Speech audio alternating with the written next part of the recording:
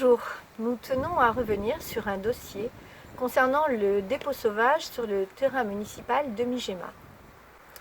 En juin 2018, nous avons été contactés par des réolés ulcérés de constater à répétition des dépôts sur ce terrain municipal.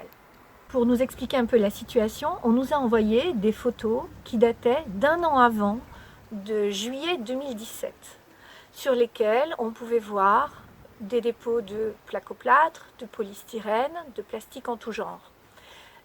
Et lorsque nous sommes arrivés en juin 2018 sur ce terrain, nous avons pu prendre également des photos de nouveaux dépôts qui avaient été amenés dans la journée même et qui tombaient dans un trou rempli d'eau puisqu'il pleuvait beaucoup lors de ce mois de juin 2018.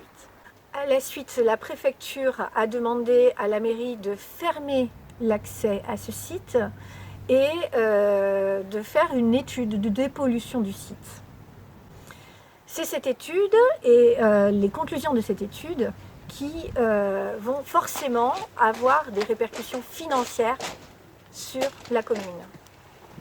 Alors effectivement, on pourra dire que ça pourrait coûter très cher à la commune le fait de dépolluer, mais si on ne nous avait pas avertis et si on n'avait pas fait le nécessaire en 2018, eh bien ça aurait continué et dans ce cas-là, on aurait payé beaucoup plus. Cette démarche était indispensable pour éviter une pollution majeure.